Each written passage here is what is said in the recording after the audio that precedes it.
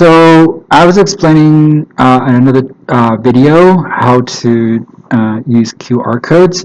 Um, you can make your own and that kind of thing. So I'm going to make another video to show you tabular function. I did make a long video, but I'm going to make a really brief one just for those who need it. So if you're going to make a QR code, you're using a generator like this, for example. You insert what you need, and then it gets turned into a code. So when that is scanned, you get to put it, use it online.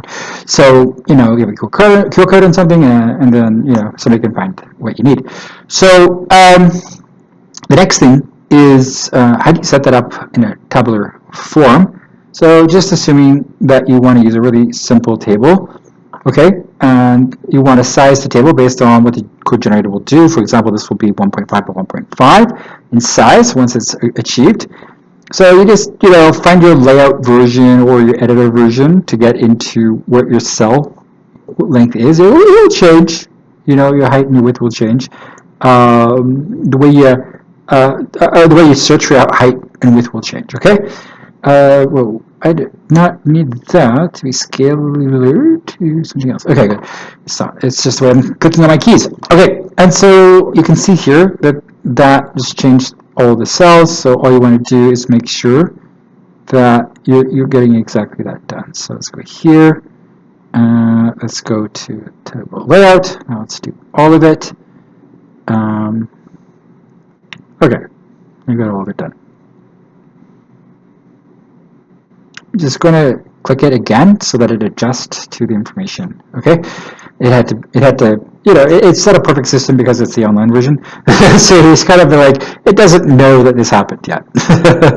Just give it a minute and help it to process that. Okay, that's it. You can just stick in your QR codes and print them. If you want to worry about margins or stuff, you could change your layout, for example, like so. But then you're gonna if you just want one page, for example, you could delete. And just, you're not going to really need it. Just put as many pages as you need. Okay, if you have two sides, you'll have to design your opposite side, but I'm not here to design a two-sided document. I'm just here to design a one-sided QR code document with you. Okay, don't waste space, so if you need it, then you kind of use it. Okay, make it big enough to be like not wasting paper, for example. So, column to the right, there you go. Now you're just wasting a tight margin there. Let's get these margins down to 0. We don't really need them. Smallest option is 0.5. So insert. Let's see that goes. That won't really fit probably. There you go. It fit. Okay. So you got a tight margin there. You're not wasting paper. If you can get down to 0, top, bottom. Right, you don't have to. You could. Sometimes people like a little bit of margin for the cutting process.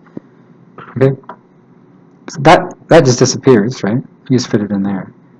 That one, you're not going to get it to fit that way.